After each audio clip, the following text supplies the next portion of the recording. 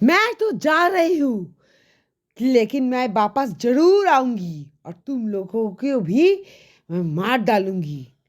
और अगले दिन सुबह को उन चारों की लाश इसी मकान में झूलता हुआ नजर आया, जैसे कि किसी ने उन लोगों को फांसी की फंदा पहना के यहाँ पे लटक दिया। उस वाह।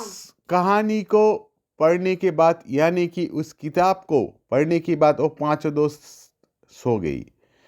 सर्दी का मौसम था, ठंडी बहुत ज़्यादा थी, ठंडी हवा बह रही थी। अचानक से खिड़की खुल गई और उसमें से कोई अंदर आ गई और अजीब सा एक आवाज़ आने लगी।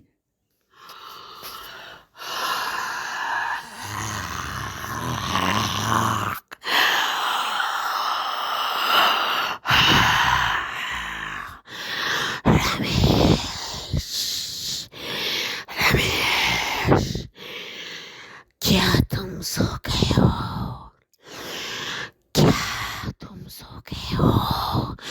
उठो, जगो, मेरे साथ चलो, मेरे साथ बाहर चलो, चलो, मैं तुमको लेके जाऊंगी परियों की जहाँ पे।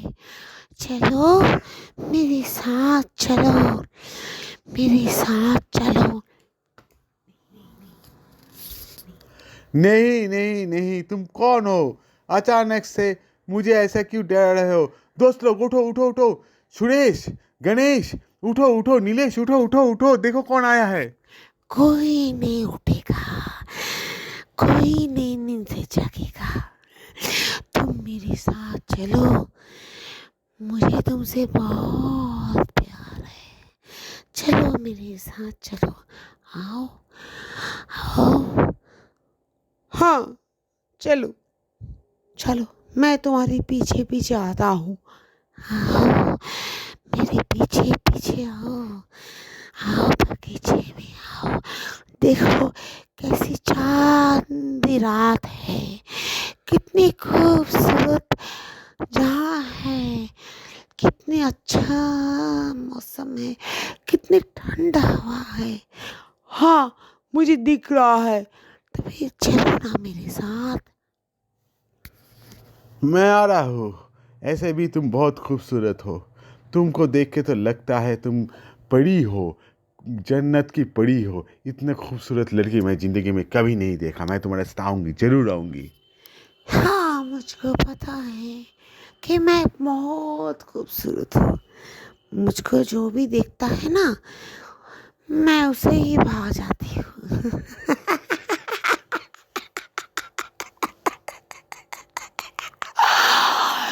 चलो मेरे साथ चलो, चलो, चलो। हाँ, आ रहा हूँ। मैं तुम्हारा साथी तो बगीचे में आ भी गया हूँ। अब क्या करना है मधुमंती? अब क्या करना है मधुमंती? मुझे तुमसे प्यार हो गया है, मुझे तुमसे शादी करना है।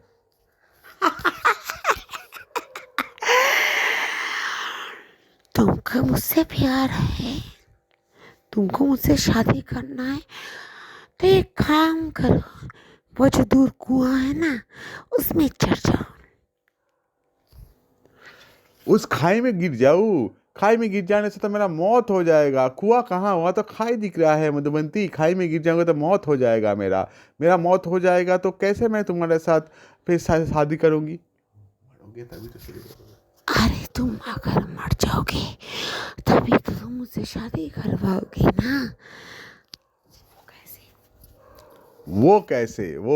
वो कैसे शादी होगी?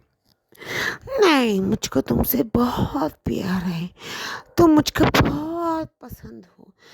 अगर तुम मुझको प्यार करते हो ना, तो फिर उसका परीक्षा भी तुमको देना पड़ेगा।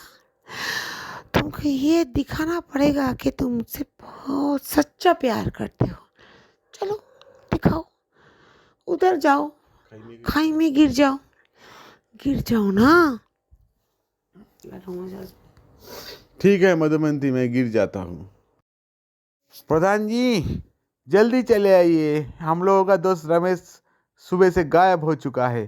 कहाँ गया है कुछ पता नहीं चल रहा है, बहुत ढूंढा है। जल्दी आ जाइए प्रधान जी, जल्दी आ जाइए। आप लोग को वो किताब को पढ़ने के लिए मना किया था। आप लोग क्या वो किताब पढ़ रहे थे क्या? हम लोग को आपको बहुत बार बोल चुके थे कि किताब को मत छूइए, किताब को मत पढ़िए। यहाँ पे सब खूबसूरती का नज़ारा लीजिए और अपने आप में मस्ती कीजिए। आप लोगों ने मेरा बात नहीं सुना। जरूर आप लोगों ने उस किताब को पढ़ा होगा, इसीलिए पहाड़ वाली चुड़ैल शायद अपने खेल दिखाना शुरू कर चुका है। आप हमको पता नहीं, हम पुलिस को बुला कर लाते हैं। अब देखते हैं आपका दोस्त कहाँ गया है।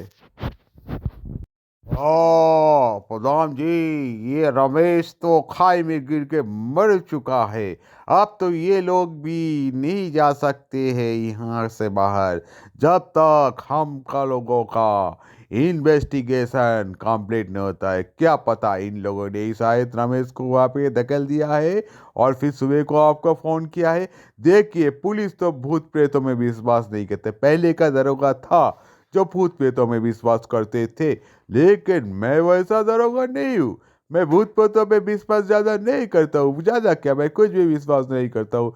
शायद इन लोगों का दोस्त को मरा होगा, तो हम उसका इन्वेस्टिगेशन आज से चालू कर रहे हैं। यार गणेश, हम लोग कैसे मुसीबत में फंस गए? ये रमेश कैसे मरा यार, कुछ पता नहीं चल रही। और पुलिस भी हम लोगों को ऊपर ही डाउट डाल रहा है। अब तो हम लोगों को भगवान ही बचा सकती है। ये पहाड़ वाली चुड़ैल का किस्सा हम लोगों को नहीं पढ़ना चाहिए था। क्यों हम लोग कल इसको, मतलब ये बुक को क्यों पढ़े, क्यों क्यों पढ़े? हम लोगों को तो अब भगवान ही बचा सकते हैं, भगवान ही बचा सकते हैं। सब नींद में सो गए और फिर आधी रात के बाद फिर से मधुबंती उधर आई। अब आ गए। सुरेश, सुरेश, जागो, जागो, देखो, मैं आई हूँ तुमसे मिलने के लिए। कौन है, कौन है? ए गणेश, नीलेश, महेश, उठो उठो यार, उठो। किसी को मत बुलाओ, मैं आई हूँ तुमसे मिलने के लिए। तुम्हारी प्यार हूँ मैं। तुम मुझसे प्यार करती हो ना? नहीं, मैं किसी से प्यार नहीं करते हो। तुम कौन हो? तुम क्यों मुझे ऐसे बुला रहे हो? मेरी आंखों में देखो, मेरी आंखों में देखो, तुम मेरी आंखों में देखो। हाँ, देख रहा हूँ, देख रहा हूँ। मुझे तो धीरे धीरे प्यार आ रहा है तुम्हारे ऊपर। तुम इतना खूबसूरत हो कि तुम मेरे ऊपर प्यार आ रहा है मुझे। तो फिर तुम दरवाजा खोल के बाहर चले हो। किसी को कुछ भी मत बताओ। तुम धीरे धीरे दरवाजा खोल के बाहर चले हो। दरोगा साहब, आपको क्या लगता है कि इन्होंने ही खून किया है अपनी दो दोस्तों का? देखिए प्रधान साहब, ये सब छोड़िए। जो अभी सर्कमस्टेंशियल एविडेंस है, उसकी वजह से हम लोग इन लोगों को गिरफ्तार किया है। और सर्कमस्टेंशियल जो एविडेंस है, ये इन लोगों के खिलाफ है। मधुबंती है कि नहीं वो मुझे नहीं पता, लेकिन ये लोगों को जेल जरूर होगा। इन लोगों की दो दोस्तों की खून की इल्ज़ाम के वजह से। तो ये लोग अभी जेल में ही सड़ेगा। अभी के लिए नहीं, इन लोगों को तो 14 साल का जेल जरूर होगा। अब मुझे पता नहीं ये लोग क्या करेंगे, लेकिन आपको मैं ये बता रहा हूँ कि ये जो आपका फार्म हाउस खरीदे है आपने, जो 15 साल से बंद था, फिर 2 साल चला, इसको अब बेच दीजिए या तो इसको अब बंद कर दीजिए, क्योंकि अभी सरकार की तरफ से तो इसमें सील लग ही जाएगा।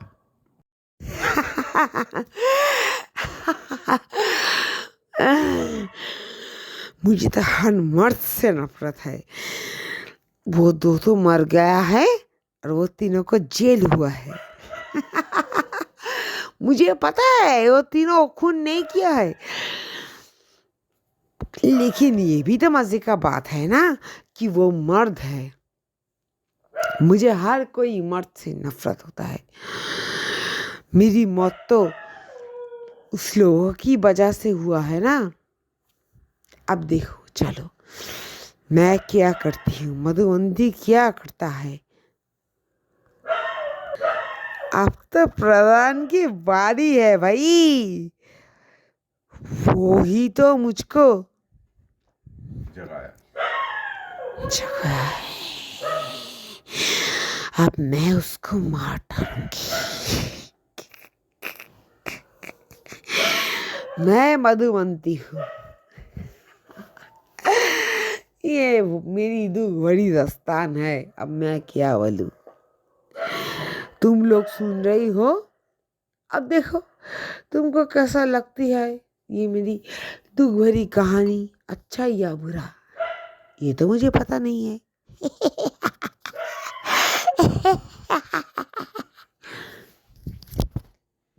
उस हादसे के 2-4 दिन बाद प्रधान भी गायब हो गया और प्रधान के साथ क्या हुआ ये आज तक किसी को पता नहीं है। आप देख रहे हैं सिम टीवी और मैं आपके साथ तिलक। हम लोग इस एपिसोड में आप लोगों को जो दिखाया वो तो एक सच्ची घटना ही थी। आप लोग को तो मालूम ही है कि हम लोगों का ये जो प्रोग्राम है जिसको हम लोग बोलते हैं अलौकिक कथाएं, इस अलौकिक कथाएं में हम लोग आप लोगों को रोज़ नया नया एक हादसा दिखाते हैं, जो हादसा सचमुच में हुआ है लेकिन जिसका कोई भी साइंटिफिक एक्सप्लेनेशन नहीं है। आप ये मान सकते हैं कि ये जो घटनाएं होती है ये घटनाएं सचमुच में ही होती है, लेकिन ये कैसे होता है, क्यों होता है और इसका जो बोलता है सोर्स क्या है, ये आज तक किसी को पता नहीं है। ऐसे ही कुछ घटनाओं को मैं आज आप लोगों को सुनाऊंगी, जो घटनाएं घट चुके हैं लेकिन आज तक किसी ने उस रहस्य और गुत्थी का कोई भी सुलझाव नहीं निकाल पाया, कोई भी सॉल्यूशन नहीं निकला है अभी तक ये सब गुत्थियों का। ये जो गुत्थी है, ये जो कहानी है, ये जो रहस्य है, बहुत सारे साइंटिस्ट, बहुत सारे पुलिस कोशिश किया है इन गुत्थियों लोग को सुलझाने के लिए, लेकिन उन लोगों को एक जगह पे आके रुक जाना पड़ता है, वहाँ से वो लोगों को लीड नहीं मिलता है, जिसकी वजह से ये सब गुत्थी अनसुलझाई रह जाता है। तो आज इस अनसुलझे हुए गुत्थियों में से कुछ गुत्थी आप लोगों को हम सुनाएंगे। अच्छा लगे तो ज़रूर हमारा चैनल को सब्सक्राइब करना। ये कहानी है शमशेरा गांव की, जहाँ के लोगों का गुजारा का जरिया था गौपालन, यानी कि गायों को पाल के उनका दूध बेचना था उन लोगों का जीने का जरिया। उन लोगों से गांव का गायों को बहुत प्यार था। तो एक बार क्या हुआ, एक बार बहुत बारिश हुआ, भारी बारिश। उस भारी बारिश की वजह से शमशेरा गांव के पास का जो नदी है वो नदी प्लावित हो गया और फिर शमशेरा गांव में बाढ़ आ गई। इसकी वजह से शमशेरा गांव में बहुत सारा मौत हो गए। बचा कुचा जो लोग थे वो लोग गांव छोड़ के चले गए। अब गांव में सिर्फ सन्नाटा ही बसा था। लेकिन इस गांव के बारे में ज़्यादा मालूम करने के लिए एक बार एक न्यूज़ ऑफिस का रिपोर्टर को भेजा गया।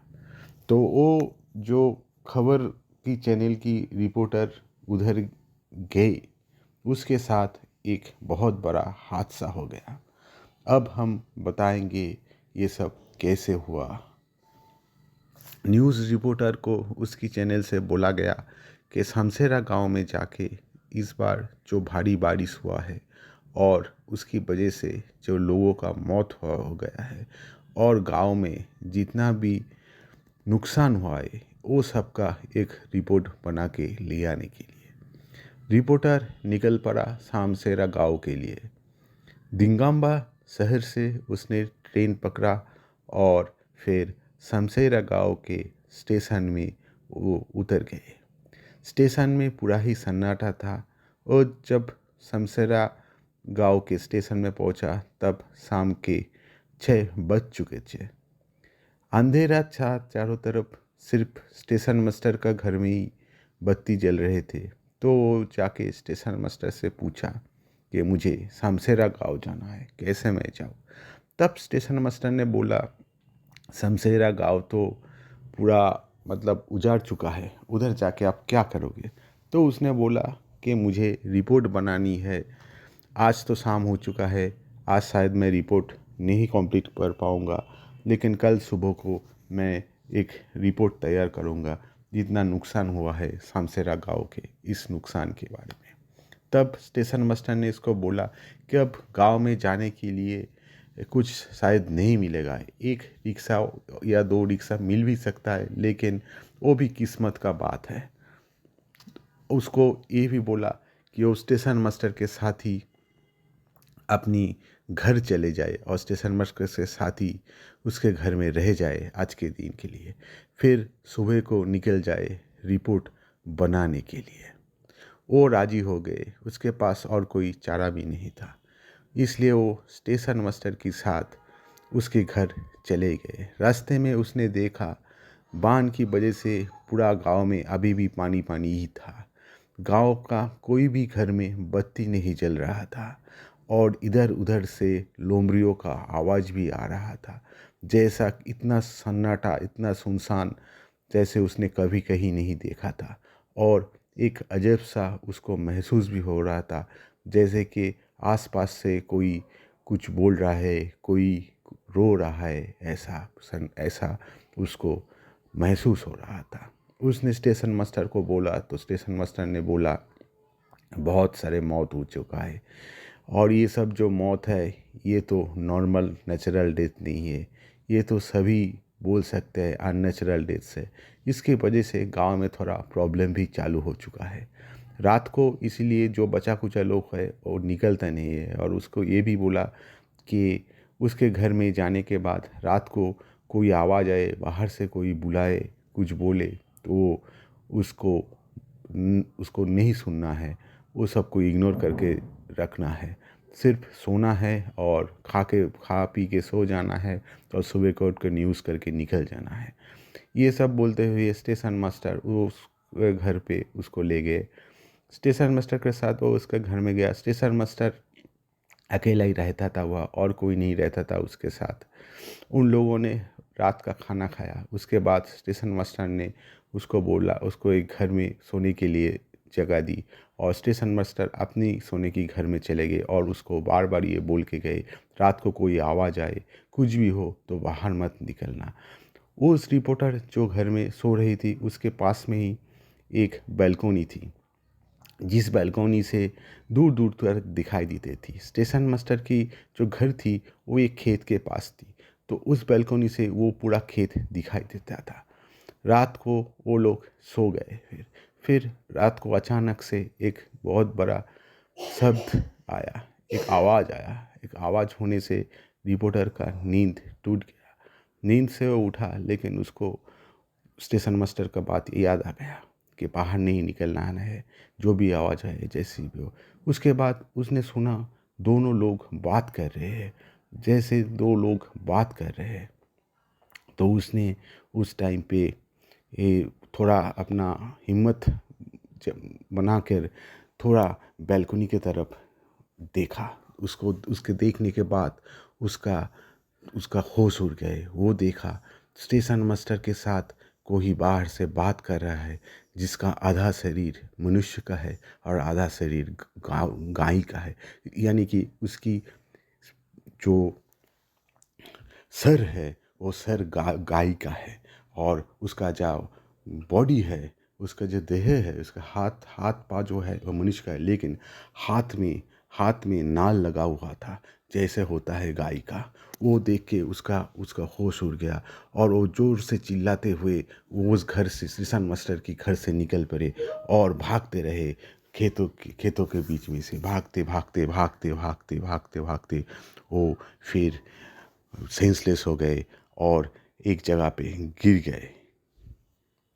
अगले दिन सुबह को जब उसके होश आया, वो देखा उसके आसपास 3-4 आदमी खड़ा हुआ है और उसके मुंह में पानी दे के उसको जगाया है।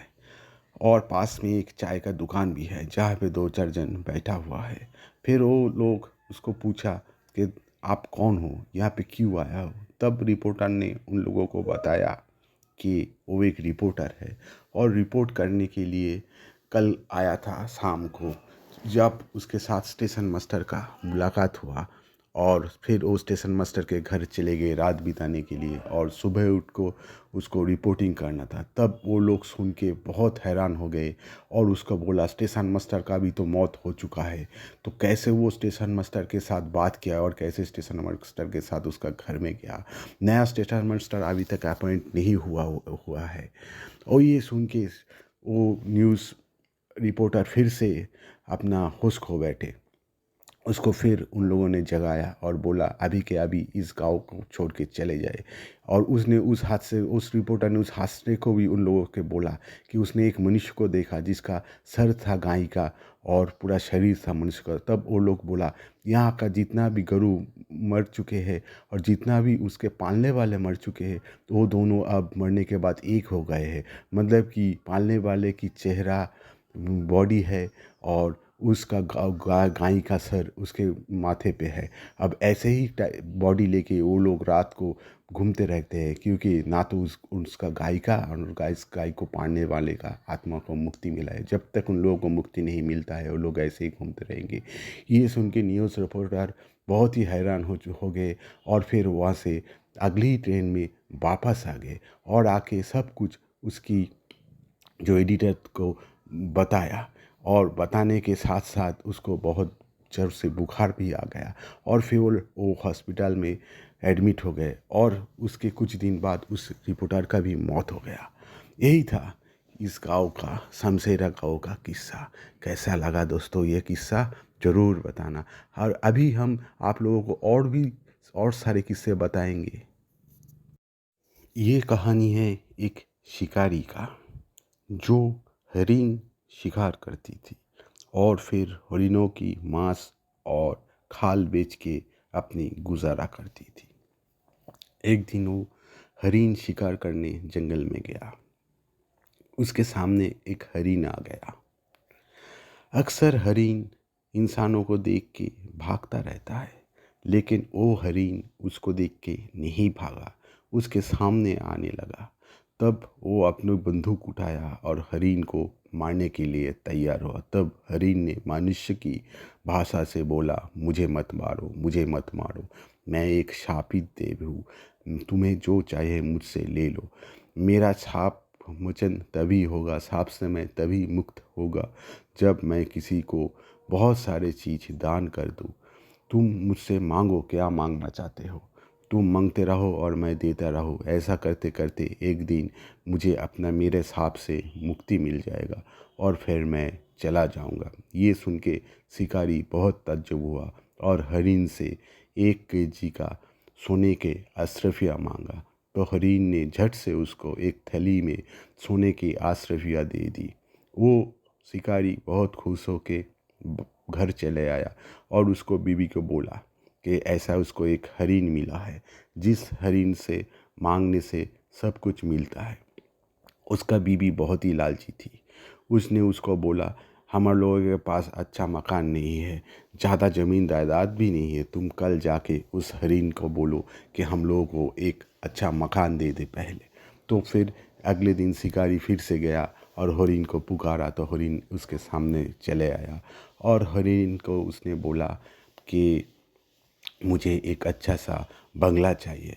तो हरिन ने उसको बोला कि ठीक है, जाओ तुम अपना घर लौट जाओ, जाके देखो तुम्हारा घर अब बंगले में कन्वर्ट हो चुका है।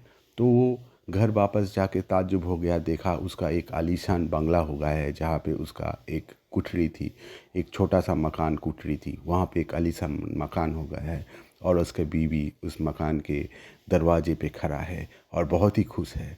तो उसके बीवी के पास वो आया तो उसने बीवी बोला कि मैं जब दोपहर को सोया था तो एक कुटरी पे ही सोया था, लेकिन जब मेरे शाम को मैं नींद से जागा तो देखा ये एक आलीशान मकान हो गया है। बहुत ही खुश हो गया उसके बाद उसके बीवी, लेकिन वो तो बहुत लालची थी, इसलिए उसका लालच और भी बढ़ गया। वो फिर उसको बोला अगले दिन जाके हरिन से बहुत सारे ज़मीन जायदाद मांग लो। तो फिर उस शिकारी ने अगले दिन फिर से हरिन उस जंगल में गया और हरिन को पुकारा और फिर बोला कि उसको ज़मीन जायदाद दे दे जितना हो सके। तो फिर हरिन ने उसको बोला तुम अपना घर चले जाओ, जाके देखो तुमको सब मिल जाएगा। तो वो घर वापस आया तो देखा कि उस गांव के ज़मींदार का 4-5 खेत उसके शिकारी के नाम कर दिया है ऐसे ही, और उस ज़मींदार का मौत भी हो गया है। तो वो लोग बहुत ही खुश थे, उन लोगों के पास अब खेत बगीचा मकान तो हो ही चुका था, लेकिन उसके लालची बीवी का लालच दिन ब दिन बढ़ती जा रही थी। उसके लालच की सीमा बहुत बढ़ चुकी थी। उसने अभी उस शिकारी को बोला कि तुम जाओ अभी जाके उस हरिन से बहुत सारे गहने लेके आओ, क्योंकि मेरे पास गहना नहीं है। तो फिर शिकारी ने अगले दिन उधर गया और हरिन से गहना मांगा, तो हरिन ने उसको गहना भी दे दी और फिर वो वापस आके उसकी बीवी को वो सब गहना दे दी। बीवी की लालच और भी बढ़ रही थी और भी बढ़ रही थी। अब बीवी ने शिकारी को बोला कि तुम जाके बोलो हम लोगों का घर में जितना भी बर्तन है ये सब सोने का बना दे उस हरिन को। तो वो फिर शिकारी अगले दिन फिर से वापस गया जंगल में और हरिन को पुकारा और बोला उसके घर में जितना भी बर्तन है वो सबको सोने में कन्वर्ट कर दे, सोना का बना दे। तो हरिन ने बोला जाओ घर जाके देखो तुम्हारा सब बर्तन अब सोना बन चुका है। तो वो घर में जाके देखा उसका सभी बर्तन सोने में कन्वर्ट हो चुका था, मतलब कि सभी सोने की बर्तन बन चुका था। उसकी बीवी की लालच और भी बढ़ने लगी और भी बढ़ने लगी और भी बढ़ने लगी। अगले दिन उसने बोला तुम हरिन को जाके बोलो हम लोगों के पास गाड़ी नहीं है एक गाड़ी देने के लिए। तो वो शिकारी फिर से वापस गया, हरिन को पुकारा और बोला कि हरिन हम लोगों के पास गाड़ी नहीं है, तुम एक गाड़ी का बंदोबस्त कर दो। जब का कहानी है ये बहुत, मतलब तब मोटर गाड़ी नहीं मिलता था, तब घोड़े का गाड़ी ही चलता था। तो हरिन ने उसको एक घोड़े का गाड़ी दे दिया। तो वो गाड़ी चढ़ के वापस आ गया, उसका बीवी भी बहुत खुश हो गया। अब तो वो ऐसा करते करते 3-4 महीना बीत गया और उन लोगों के पास अब धन दौलत की कुछ भी कमी नहीं थी। वो शिकारी भी धीरे धीरे शिकार करना छोड़ दिया, क्योंकि उसको लगा कि ना जाने उसने गलती से ऐसा ही कोई कितना सापित देव को मार दिया है, जो कि सांप की वजह से हरिन होके घूम रहा था जंगल में। तो उसका मन पिघलने लगा धीरे धीरे शिकारियों का। वो शिकार छोड़ दिया और फिर खेती करना चालू कर दिया, लेकिन उसकी लालची बीवी की लालच और भी बढ़ रही थी। एक दिन खेती हुआ तो उसके बीवी ने उसको बोला कि जाओ हरिन को जाके बोलो हम लोगों का जितना भी चावल उगला है, गेहूँ उगला है, इस सब को सोने में कन्वर्ट कर देने के लिए। तो वो फिर हरिन के पास गया और बोला कि मेरी खेतों में जितना भी चावल गेहूँ उगला है ये सब को सोने में तुम कन्वर्ट कर दो। तो हरिन ने बोला ठीक है मैं सोने में तुमको ये सब कन्वर्ट करके देता हूँ। तो फिर वो घर आया और अपनी खेतों की तरफ देखा तो देखा सब सोना बन चुका था उसका फसल। उसी रात वो सब फसल काट के वो सोना बेच के बहुत सारा पैसा लेके घर वापस आ गया। उसके बाद उसकी लालची बीवी की लालच और भी बढ़ने लगी और फिर वो एक दिन बोला उस शिकारी को जाओ हरिन को बोलो अब से सूरज और चांद मेरी मेरी बात सुनेगा, मतलब मैं जब सूरज को उठने के लिए बोलूँगा तभी सूरज उठेगा, जब मैं बोलूँगा सूरज को डूब जाने के लिए तब सूरज डूब जाएगा, जब मैं बोलूँगा चांद को उठने के लिए तब चांद उठेगा, जब मैं बोलूँगा चांद को डुबाने के लिए तब चांद डूब जाएगा। तो ये सुन के बहुत ही हैरान हुआ वो शिकारी, क्योंकि उसको पता था ऐसा हो ही नहीं सकता है, ऐसा कोई कर ही नहीं सकता है कि क्योंकि ये चाँद सूरज और ये पृथ्वी ये सब कुछ भगवान का बना हुआ है। भगवान के ऊपर कोई बात नहीं कर सकता है। भगवान का दिया हुआ विधान कोई नहीं तोड़ सकता है। ये उसने उसके बीवी को बहुत बार समझाया, लेकिन उसकी बीवी नहीं समझा और फिर उसने बोला कि चलो मुझे हरीन के पास ले चलो, तुम नहीं बोल सकते हो तो मैं जाके हरीन को बोलूँगा ये सब करने के लिए। तब वो फिर अगले दिन उसको बीवी के लेके जंगल चला गया और फिर हरीन को बुलाया और हरीन को ये सब करने के लिए बोला। तो हरीन ने वो सब करने में मना कर दी और बोल दी ऐसा वो हो ही नहीं सकता है, ऐसा वो कर नहीं सकता है। इसमें से इसकी वजह से उसकी बीवी को बहुत गुस्सा आ गया और शिकारी के हाथ से बंदूक लेके वो हरिन को गोली मार दी। लेकिन हरिन को गोली नहीं लगा, हरिन एक देव में कन्वर्ट हो गया और बोला कि मेरा तो सांप अब मुक्त, मैं तो सांप से मुक्त हो गया हूँ, लेकिन तुम लोग ये जो किया है इसीलिए इसके वजह से मैं जो इतना भी दान तुम लोगों को दिया था वो सब वापस ले रहा हूँ। तो ये बोल के वो देव वहाँ से गायब हो गए और फिर वो लोग जब वापस आया तो देखा उसका सब कुछ चला गया। वो पहले ही कोठरी जैसा मकानी अब उसका मकान हुआ। इस लालच की वजह से उसकी बीवी की इस लालच की वजह से वो लोग सब कुछ खो दिया। इसीलिए बोलता है ज़्यादा लालची बनना अच्छा नहीं है। भगवान की घर में देर है अंधेर नहीं है। और ये भी बोला जाता है कि भगवान की लाठी बेआवाज़ होती है। भगवान की लाठी बेआवाज़ होती है, लेकिन वो जब पड़ता है तब मालूम चलता है कि भगवान का लाठी का जोर कितना है। ठीक है दोस्तों, कैसा लगा ये कहानी भी हम लोगों को कमेंट करके ज़रूर बताना। अब मैं आप लोगों को और एक कहानी सुनाता हूँ। ये कहानी है रमेश और पिंकी का, जो हर साल कहीं ना कहीं बाहर घूमने जाते थे। दोनों में बहुत प्यार था, पति पत्नी में बहुत ही बनती थी। वो लोग हर साल कहीं ना कहीं बाहर घूमने जाते थे। इस बार वो लोग नीला गांव का सी बीच पे घूमने गया। पिंकी को नीला गांव का सी बीच बहुत ही अच्छा लगा। उसने धीमान को बोला कि ये सी बीच बहुत ही खूबसूरत है, यहाँ से जाने का मन नहीं करता है। हम लोग क्या यही आसपास एक फार्म हाउस खरीद सकते हैं जहाँ पे हम छुट्टी मनाने आए और एनिवर्सरी बर्थडे पार्टी ये सब मनाने आए। तब धीमान ने पिंकी को बोला यहीं पे मिलना मुश्किल है, यहीं पे ऐसा मकान मिलना मुश्किल है। ठीक है पिंकी, चांस बहुत कम है ऐसा मकान मिलने का। मिल भी जाएगा तो उसका प्राइस बहुत ही ज़्यादा होगा, उसका जो प्राइस होगा बहुत ही ज़्यादा होगा। तब पिंकी ने धीमान को बोला कोशिश करने से तो कोई हर्ज नहीं है, एक बार धीमान कोशिश करके देखे वैसा कोई मकान खरीद सकता है या नहीं यहाँ पे। तो फिर धीमान ने पिंकी को बोला ठीक है, वो हम जाके होटल के मैनेजर से बात करूँगा, ऐसा कोई मकान यहाँ पे होगा तो उसको ज़रूर पता होगा और उसी से हम लोग इन्फॉर्मेशन लेके उस मकान को देखने जाएंगे। तो फिर धीमान ने मैनेजर के पास आया और मैनेजर से पूछा कि मैनेजर साहब, हम लोग यहीं आसपास एक मकान खरीदना चाहते हैं, आपको पता है ऐसा कोई मकान के बारे में यही आसपास जो मिलेगा? तो मैनेजर ने बोला हाँ है, यहाँ पे एक ऐसा मकान है, लेकिन वो बहुत पुरानी मकान है, लेकिन उसके बारे में कुछ अफवाहें हैं, इसलिए कोई खरीदना नहीं चाहता है। मकान मालिक भी वहाँ पे नहीं रहता है, वो बगल में थोड़ी दूर पास में एक अलग सा मकान में रहता है। मकान मालिक भी उस मकान में ज़्यादातर जाता नहीं है। तो फिर धीमान ने बोला कि हाँ तो बात बढ़ाइए, हम लोग इंजीनियर से हम लोग ये सब अफवाह में विश्वास नहीं करते हैं, कल उसके मकान मालिक के साथ मेरा बात करवाए। तो फिर मैनेजर ने धीमान को बोला हाँ धीमान साहब, आप 2 दिन और रुकेंगे ना यहाँ, तो हम उसी के अंदर मकान मालिक के साथ आपका बात करा दूँगा। उसके बाद धीमान पिंकी होटल मैनेजर और रमेश भाई का मकान देखने गए। पिंकी और धीमान को रमेश भाई का मकान बहुत अच्छा लगा। वो लोग डिसाइड किए कि वो रमेश भाई का मकान खरीद लेंगे।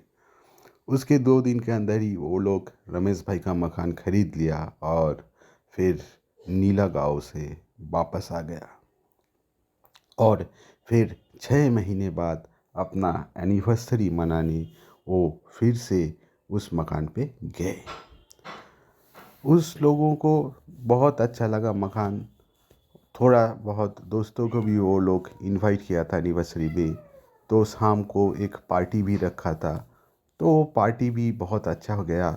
और फिर रात को धीमान ने पिंकी को बोला कि रमेश भाई जो बोलता था कि उसका बीवी इधर उधर घूमता है, कुछ बोलने का कोशिश करता है, लगता है ये उसका भ्रम था, ये सिर्फ ही उसका भ्रम था, क्योंकि हम लोग तो इतना देर से इस घर मकान में हैं, हम लोग तो कुछ ही भी नहीं देख पाए। इतना अच्छा पार्टी हुआ, लोग इतने मज़ा लिए, हम लोग भी इतना मज़ा लिए, और हम लोग तो आज रात को भी इधर रहेंगे भी, देखते हैं रात को कुछ होता है नहीं। तो ऐसे बोलने के बाद धीमान और पिंकी सो गए। सो जाने के बाद रात को उन लोगों को एक किसी का चिल्लाने की, बहुत ज़ोर से चिल्लाने की आवाज़ सुनाई दी। तो वो लोग बाहर जाके देखा, एक एक महिला एक महिला सीढ़ियों से गिर के नीचे पर जा रहा है और बहुत ज़ोर से चिल्ला भी रहा है।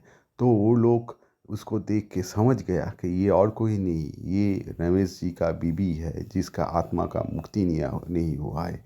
अब धीमान और पिंकी रमेश जी की तरह डरपोक नहीं थे। वो लोग डरे नहीं। वो लोग रमेश जी की बीबी को पूछा कि उसको क्या दिक्कत है, क्यों उस वो क्या बोलना चाहते हैं, क्या क्या क्या कुछ हुआ था उसके साथ, क्यों वो सीढ़ियों से गिर के मर गए। वो क्या अपने आप ही सीढ़ी से गिर के मर गए थे, या किसी ने उसको धक्का दे के सीढ़ी से मार फेंक के मार दिया था। तो ये सब बात धीमान और पिंकी रमेश जी की बीवी से पूछने लगी। तो रमेश जी की बीवी बोला कि उसका मौत सीढ़ियों से गिरने से हुआ तो ज़रूर, लेकिन वो खुद से सीढ़ी से नहीं गिरा था, उसको धक्का। अगले दिन को धीमान होटल मैनेजर के साथ कांटेक्ट किया और रमेश जी को बुलाया, और फिर सब बात बता दी उन लोगों को कि रमेश जी के बीवी के साथ क्या हुआ था, सुरेश ने कैसे उसकी बीवी को मार दिया था, और अपना लोगों का प्लान के बारे में भी वो रमेश जी को बता दिया। प्लान ऐसा बताया रमेश जी को, उसने बोला सुरेश को इनवाइट करने के लिए उस मकान पे, क्योंकि उस मकान बहुत दिनों से बिक नहीं रहा था। रमेश जी का बहुत कोशिश के बाद भी बिक नहीं रहा था, लेकिन अभी वो बिक चुका है। इस खुशी में एक छोटा सा पार्टी है, जो कि जिस लोगों ने उन मकान को ख़रीदा है उन लोगों ने दिया है, और रमेश जी के करीब के दोस्तों और होटल मैनेजर को बुलाया है, और होटल मैनेजर के दोस्त को भी बुलाया है। और ये भी होटल मैनेजर को बोल दिया कि होटल मैनेजर का दोस्त के रूप में जो आएगा वो असल में वो पुलिस स्टेशन का दरोगा होगा, जो कि सफ़ेद कपड़ों में आएगा, जैसे जिससे उसको कोई नहीं पहचान पाए। ये प्लान आप फुल प्रूफ करने के लिए रमेश जी सुरेश को भी बुला लिया। सुरेश भी राजी हो गए आने में, और फिर वो लोग शनिवार को शाम को टी टेबल में बैठ गए। वहाँ पे वो लोग बहुत सारा गल्पे करना शुरू किया, इधर उधर की बात करना शुरू किया। अपने आप में सब लोग मशगूल थे। ठीक उसी टाइम पे अचानक से बिजली गुल हो गया, और फिर रमेश जी की बीवी ने सुरेश को अपने नाम से पकड़ा, ऐसे करके बोला, सुरेश कैसे हो। सुरेश को बहुत ही घबराहट हुआ। वो बाकी लोगों को आवाज़ दी, क्या तुम लोग सुन रहे हो, रमेश तुम्हारा बीवी बोल रहा है, क्या तुम्हारा बीवी मरा नहीं, तुम्हारा बीवी तो मर चुके, अभी तो ये कौन बोल रहा है। रमेश जी और बाकी लोग कोशिश की सुरेश की जो प्रश्न थी उसका जवाब देने की, लेकिन अजीब तरीके से उन लोगों की आवाज़ बंद हो गई। वो उन लोगों के मुंह से आवाज़ नहीं निकल रहा था, सिर्फ सुरेश जी की ही आवाज़ निकल रहा था। और वहाँ से रमेश जी की बीवी भी उसको डरा रही थी, बहुत डरा रही थी। डर के मारे सुरेश बोलने लगा, मैंने ही तो खून किया था तुम्हारा, तुम अब कहाँ से आ गए हो, तुम अब कहाँ से आ गए हो। और उस वक्त उस दरोगा ने ये सब कुछ रिकॉर्डिंग कर ली, और उसके बाद अचानक से बिजली फिर से आ गई और सब कुछ पहला जैसा हो गया। फिर रमेश को एक झटका लगा, सुरेश को भी झटका लगा, वहाँ पे जब लोग थे सबको एक एक जोर का झटका लगा और उसके बाद एक ठंडी सी हवा बह के निकल गई बाहर। उसके बाद जो दरोगा थी वो सुरेश को बोला कि सुरेश जी, मैं आपको रमेश जी की बीवी की हत्या के सिलसिले में गिरफ्तार कर रहा हूँ। आपने खुद से अभी ये कॉन्फेस किया है कि आपने ही रमेश जी की बीवी को मार डाला है, तो इसीलिए आपको मैं गिरफ्तार करता हूँ। उसके बाद उस दारोगा ने अपनी थाने से पुलिसों को बुलाया और फिर सुरेश को गिरफ्तार करके ले गया। कोर्ट में जो फैसला सुनाया गया उस फैसले के मुताबिक सुरेश को फांसी हो गया और फिर रमेश जी की बीवी भी कभी दिखाई नहीं दी उस मकान में। तो दोस्तों, ये कहानी कैसी लगी थोड़ा कमेंट करके बताइए। अच्छा लग रहा है हम लोगों का चैनल का कहानी तो थोड़ा लाइक भी कीजिए। हम लोग आप लोग लाइक करेंगे, कमेंट करेंगे, तभी हम लोगों को इंस्पिरेशन मिलेगा ऐसा नया नया कहानी लेके आने के लिए आप लोगों के लिए। धन्यवाद। जो कहानी है ये भी एक सच्ची घटना पे आधारित ही है, तो शुरू करता हूँ। एक ट्रैफिक पुलिस था जो बहुत ही ऑनेस्ट थी और अपनी जान को हथेली पे लेके अपना ड्यूटी निभाती थी। वो रात को गैरकानूनी जो सामान और स्मगलिंग का जो सामान होता था उसको हर दिन पकड़ते थे। उसके साथ साथ जो लोग ट्रैफिक रूल को वायलेट करते थे उन लोगों को भी पकड़ते थे। तो इसकी वजह से वो स्मगलरों का और गैर कानूनी काम करने वालों का दुश्मन बन गए।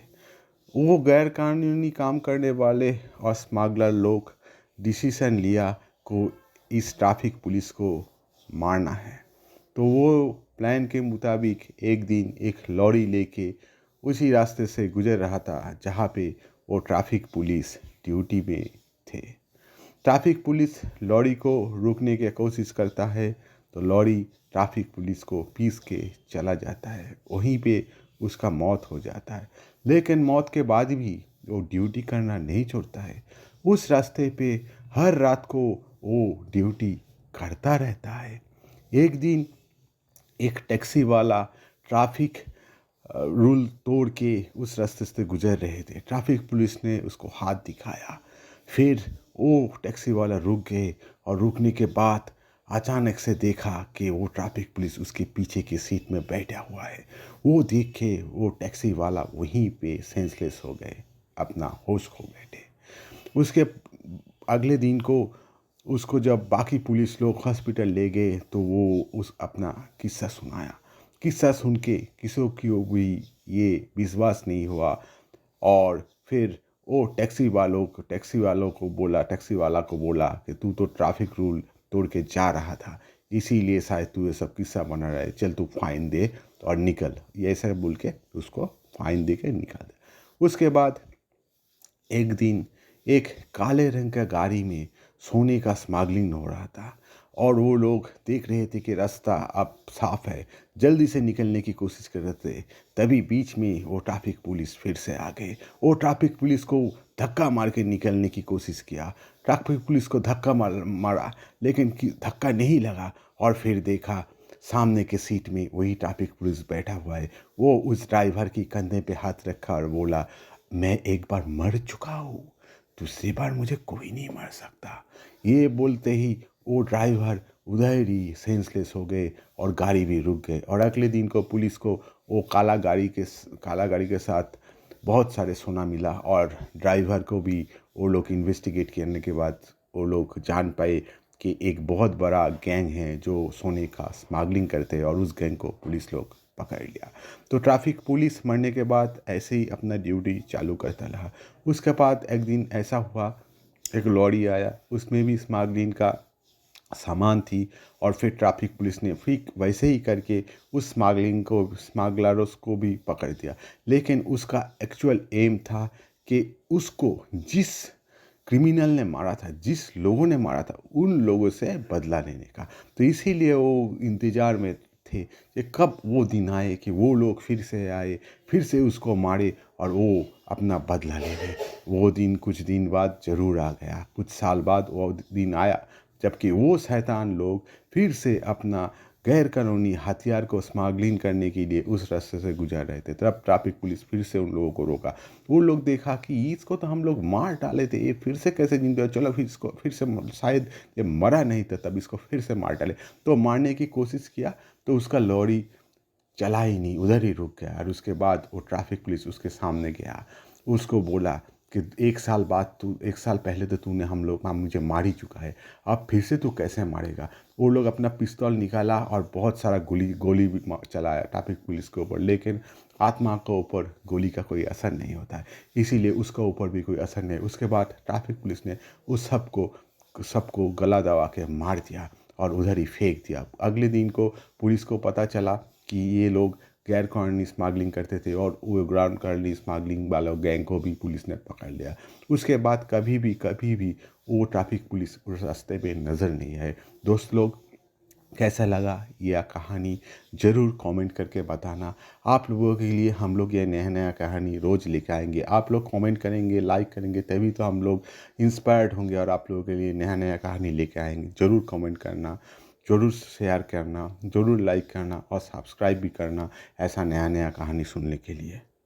ये जो किस्सा है ये सुंदरी की माँ का किस्सा है। सुंदरी की माँ घर घर में काम करती, मतलब कि वो काम वाली बाई थी। एक दिन तूफान की रात में वो जब घर लौट रही थी तब बिजली की लाइन गिरने से उसकी मौत हो गया। उसके बाद से हर रात को सुंदरी की माँ टहलने निकलती थी। मोहल्ले के बहुत लोग सुंदरी की माँ को देखा और डरा भी। एक दिन रतन नाम का एक लड़का रात रात को घर लौट रहे थे, तभी उसके सामने सुंदरी की माँ आ गई और पूछने लगा, रतन तू कैसा है? रतन उसको देख रहे बहुत घबरा गए। रतन को याद आया कि उसके माँ ने बोला था कि जब भी कोई ऐसा कुछ तू देखे तू अपना चार पास में मुँह देना। तो वो अपना चार पास में मुँह दिया और फिर वहीं पे वो सेंसलेस हो गया। अगले दिन को रतन को हॉस्पिटल ले गया। रतन का बहुत बुखार था, इतना बुखार कि रतन के बुखार उतारने में 4-5 दिन के ज़्यादा टाइम लग गए। उसमें से रतन भी बहुत वीक हो गए और लेकिन रतन बच गए। लेकिन सुंदरी की माँ अपना ये खौफ का जो साया ये चलाता ही रहा। उसके साथ और एक भूत भी जुड़ गए जिसका नाम था शांति दी, जो एसिड खा के मर गया था। और अब दोनों मिलके सुंदरी की माँ और शांति सब लोगों को डराने लगा। इस डर के मारे बहुत सारे लोग हार्ट अटैक में मर गए, बहुत सारे बच्चे घर से निकालना बंद कर दिया। ये सुंदरी की माँ और ये शांति दी सबको डराती थी। डराने का उन लोगों को अब मज़ा आने लगा था। डराने में भूत थी लेकिन लोगों को डराती थी। भूत तो अच्छा भी होता है और भूत शैतान भी होता है। ये शैतान भूत थी जो सबको डराती थी। तो इसका तो कोई हल निकालना ही था, जैसे भी करके इसका कोई हल निकालना ही था। इसलिए मोहल्ला के लोगों ने ठीक किया कि एक बड़ा सा काली माँ का पूजा का आयोजन किया जाए, जिसमें एक बड़ा सा तांत्रिक को बुलाया जाए और इन दोनों को हमेशा के लिए यहाँ से निकाल दिया जाए, यानी कि इन दोनों से हमेशा के लिए मुक्ति पाया जाए। तो इसलिए मोहल्ला के लोगों ने काली पूजा का आयोजन किया और फिर एक अच्छे तांत्रिक को भी बुलाया। लेकिन उस टाइम पूजा के वक्त में ये शांति और सुंदरी की माँ ने उस तांत्रिक को मार डाला। और उसके बाद मोहल्ले के लोग और भी घबरा गए कि इतना बड़ा तांत्रिक को ये लोग जब मार दिया है तो इन लोगों के साथ क्या किया जा सकता है, कुछ भी नहीं हो सकता है। अब ये सोच के मोहल्ले के लोग बहुत घबरा गए। लेकिन उसी टाइम में हिमालय से एक साधु आया, साधु दिवादीनंद ने बोला कि इसके उपाय के लिए उन लोगों को बुलाना पड़ेगा, उन लोगों के कुएं के पास बुलाना पड़ेगा और बोलना ये पड़ेगा कि कुएं में उन लोगों का आत्मा छुपा हुआ है, उसका आत्मा बंद हुआ है। वो कुएं में जाएगा तो उन लोगों का आत्मा को मुक्ति मिल जाएगा। और फिर से काली माँ का पूजा का आयोजन किया गया और उन लोगों को वो शांति और सुंदरी की माँ को बुलाया गया और फिर कुआं के सामने उन लोगों को ले जाया गया और उसके बाद बोला गया कि तुम लोगों का आत्मा इस कुआं में बंद है, तुम इसमें कूद जाओ तो तुम लोगों का आत्मा को मुक्ति मिल जाएगा। तो वो लोग बोलने लगे कि नहीं, हम लोगों के आत्मा को मुक्ति नहीं चाहिए, ऐसे ही बहुत अच्छा है।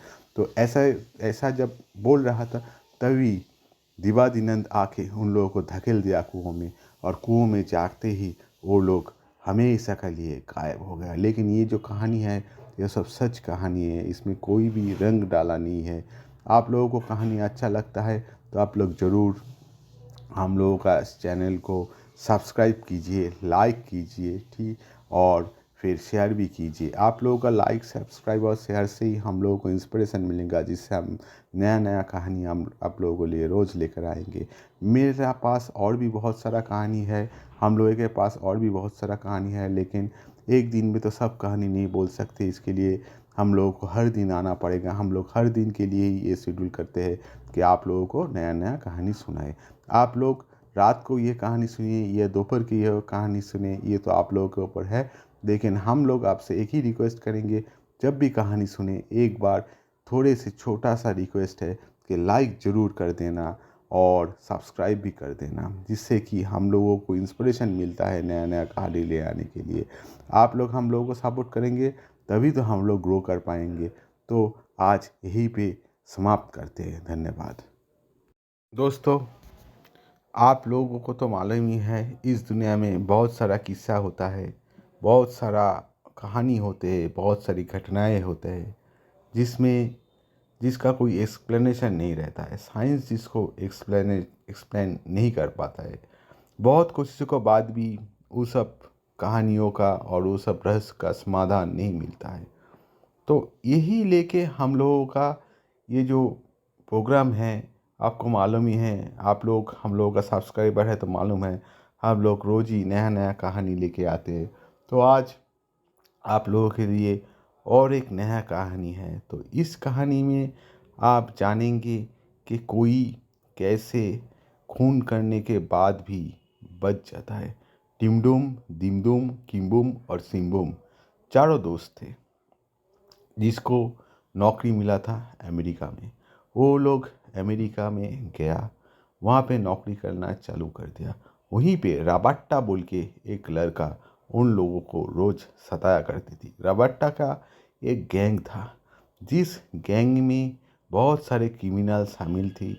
उन लोगों का काम ही थी, जब तनख्वाह मिले के लोग घर है या कि तनख्वाह के दिन में लोग लोग घर लौटे, तब उन लोगों को सताना और उनसे तनख्वाह में से हाफ तनख्वाह ले लेना। तो वैसा करके वो चार दोस्तों को हर महीने सताती थी और ऐसे करके करते 1 साल तक उन चारों दोस्तों से आधा आधा करके मायना, जो मुआवजा होता है, जो सैलरी होता है, वही से वहाँ से उनसे ले ली। वो चार लोग इस बार डिसाइड किया कि इसका कुछ करना ही पड़ेगा। तो इसीलिए उन लोगों ने एक दिन डिसाइड करके उसको बोला कि देखिए, हम लोग वापस जा रहे हैं तो हाफ सैलरी तो हम लोग आपको देते ही आ रहे हैं, इस बार डिसाइड कर रहे हैं कि जाने से पहले आपको फुल सैलरी ही दे के जाएंगे। तो इसलिए आप अपना गैंग के साथ मत आएगा, आप अकेले ही आ जाइए और पूरा पैसा लेके चला जाइए, हम लोग अब चले जा रहे हैं।